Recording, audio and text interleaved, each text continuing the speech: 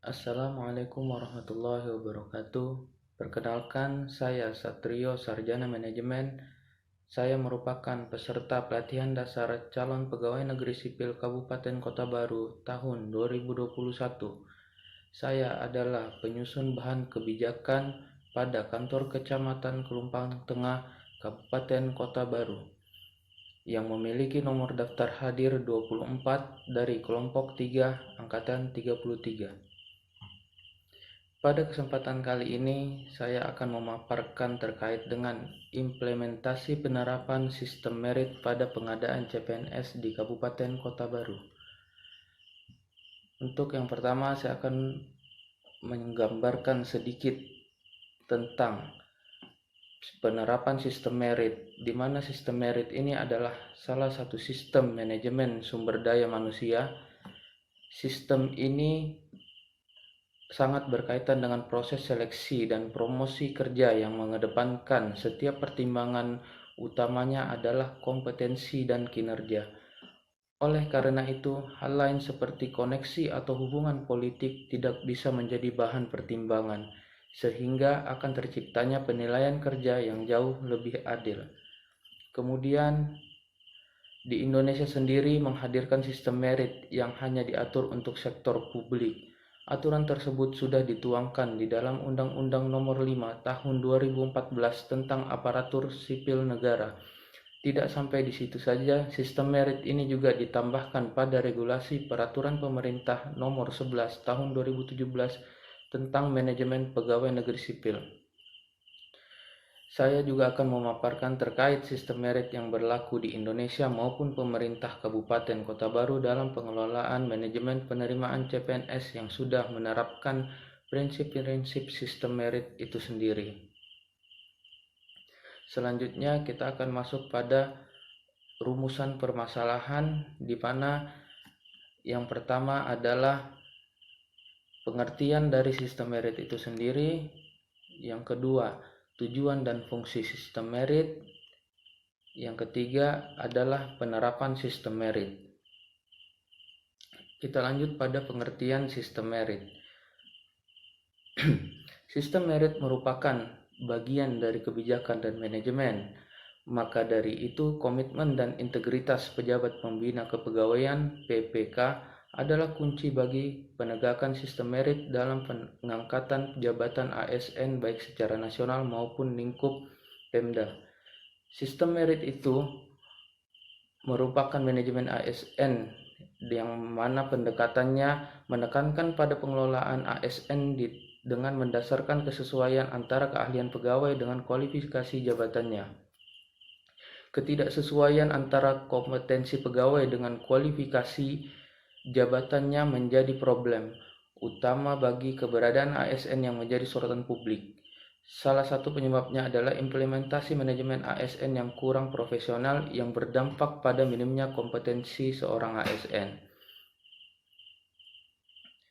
Sehingga sistem merit yang berlaku pada pemerintahan daerah Kabupaten Kota Baru juga sudah berdasarkan Peraturan BKN Nomor 14 Tahun 2018 tentang petunjuk teknis pengadaan pegawai negeri sipil. Langkah tersebut diharapkan tidak ada lagi terjadinya praktek KKN dalam pengadaan pegawai negeri sipil. Lanjut ke pembahasan berikutnya adalah tujuan dan fungsi sistem merit. Tujuan dan fungsi sistem merit itu sendiri merupakan bagian penting pada saat untuk pengadaan PNS dengan melakukan pendaftaran dan seleksi demi mewujudkan aturan sesuai dengan Undang-Undang Nomor 5 Tahun 2014 tentang Aparatur Sipil Negara dan ditambah regulasi Peraturan Pemerintah Nomor 11 Tahun 2017 tentang Manajemen Pegawai Negeri Sipil. Menjamin birokrasi pemerintah yang bersih, bebas korupsi, kolusi, nepotisme. Sesuai dengan undang-undang di atas, ASN dituntut berdasarkan kualifikasi, kompetensi, dan kinerja secara adil dan wajar tanpa membeda-bedakan faktor politik, ras, agama, asal-usul, jenis kelamin, dan kondisi kecacatan. Tujuan dan fungsi diterapkannya sistem manajemen ASN berbasis merit di Indonesia juga diharapkan untuk menjamin birokrasi pemerintah yang bersih, bebas korupsi, kolusi, nepotisme atau yang biasa disebut KKN, dan terlepas dari intervensi politik. Kemudian bagaimana dengan penerapan sistem merit itu sendiri? Penerapan sistem merit di Indonesia sangat dibutuhkan untuk memberikan kontribusi terhadap peningkatan produktivitas, menurunkan biaya produksi, dan meningkatkan pendapatan. Pembenahan terhadap ASN perlu dilakukan secara sistematis melalui kebijaksanaan dan instrumen pembinaannya dikarenakan keberadaan ASN sangat dibutuhkan untuk pelayanan umum pada masyarakat.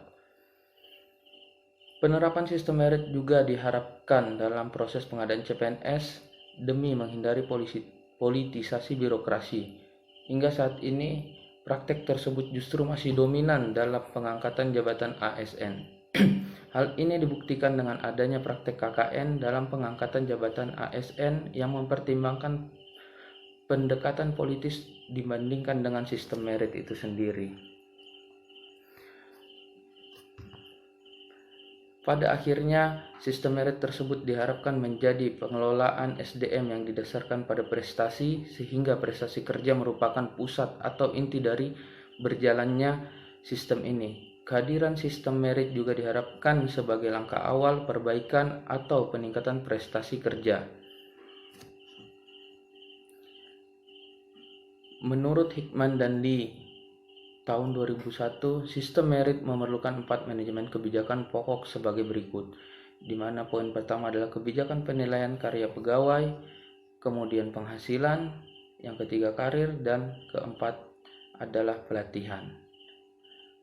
Poin-poin tersebut menunjukkan bahwa kemajuan sebuah bangsa dan negara tidak hanya dilandasi pada kekayaan alamnya saja, namun juga ditentukan oleh kemampuan bangsa dan negara dalam mengelola SDM dengan baik dan benar. Sehingga kemajuan sebuah bangsa dan negara sangat berpengaruh pada SDM, tidak hanya berdasarkan kekayaan alam, di mana sistem merit ini dapat meningkatkan kualitas SDM yang ada di Indonesia pada saat ini. Demikian presentasi singkat saya terkait dengan sistem merit yang ada di Indonesia. Terima kasih. Wassalamualaikum warahmatullahi wabarakatuh.